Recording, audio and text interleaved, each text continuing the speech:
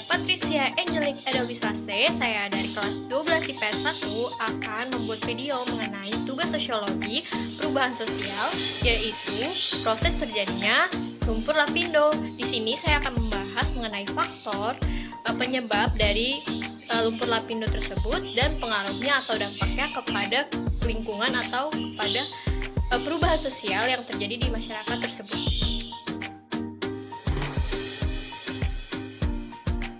Banjir lumpur panas Sidoarjo, dikenal dengan sebutan lumpur lapindo, adalah peristiwa menyemburnya lumpur panas di lokasi pengeboran lapindo Brantas yang terjadi di Dusun Balonggo, Desa Ronongko, Kecamatan Porong, Kabupaten Sidoarjo, Jawa Timur, pada tanggal 29 Mei tahun 2006. Salah satu penampakan lumpur lapindo yang menenggelamkan rumah warga sekitar. Berikut ini merupakan faktor penyebab terjadinya lumpur lapindo. Yang pertama, adanya aspek teknis. Adanya kesalahan dalam pengeboran memuat tidak dipatuhnya ketentuan dalam prosedur operasi baku yang telah digunakan industri minyak dan gas dunia. Nah, akibat dari kesalahan teknis ini, maka terjadinya lah lumpur lapindo. Selanjutnya adalah aspek ekonomis. Lapindo diduga sengaja menghemat biaya operasional dengan tidak memasang casing. Jika dilihat dari perspektif ekonomi, keputusan pemasangan casing berdampak pada besarnya biaya yang dikeluarkan oleh Lapindo.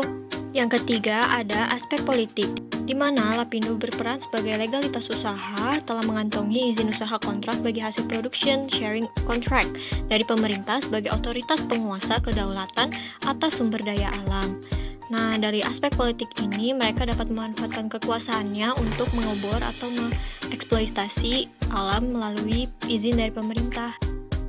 Menurut saya, lumpur lapindo ini disebabkan karena adanya kesalahan teknis dalam pengeboran dan kurangnya keamanan dalam proses pengeboran ini. Perubahan sosial terjadinya lumpur lapindo dapat berdasarkan, yang pertama, pengaruhnya sangat besar karena melibatkan banyak pihak. Waktu terjadinya berlangsung secara cepat atau revolusi, di mana terjadi secara tiba-tiba tanpa adanya persiapan. Dan terakhir, prosesnya terjadi secara tidak direncanakan. Selanjutnya ada dampak terjadinya lumpur lapindo. Yang pertama, dampak positif dari segi psikologis. Tidak ada karena dampak dari segi psikologis yang timbul cenderung mengarah ke dampak yang negatif. Dampak positif yang pertama, sebagai bahan bangunan kandungan silika dan alumnia yang terkandung hampir 50% yang digunakan sebagai salah satu bahan bangunan sebagai pengganti semen. Yang kedua, sebagai bahan pembuatan keramik, beberapa pengrajin telah mencoba mengolah lumpur lapindo menjadi glasir, ditambah konvensional, stoneware, warna, dan berbagai jenis pembuatan keramik. Yang terakhir, untuk pembuatan baterai. Beberapa mahasiswa telah berhasil mengembangkan baterai sel kering dari bahan dasar lumpur lapindo. Berikut ini contoh-contoh gambar dampak positif dari lumpur lapindo.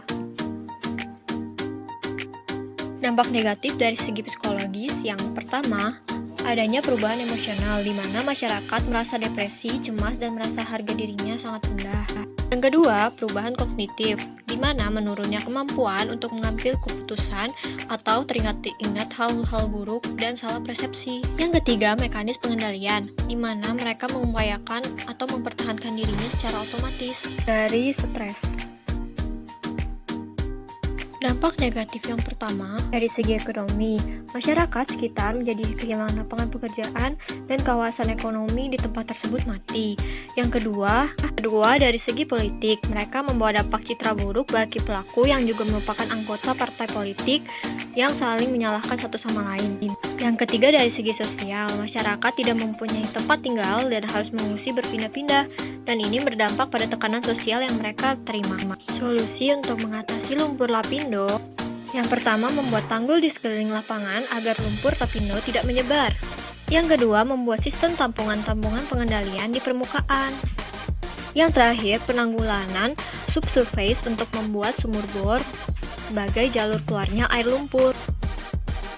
Pesan saya, yang pertama, semoga warga-warga yang terkena dampak dari lumpur lapindo diberikan ketabahan dan selalu kekuatan untuk menjalani hidup.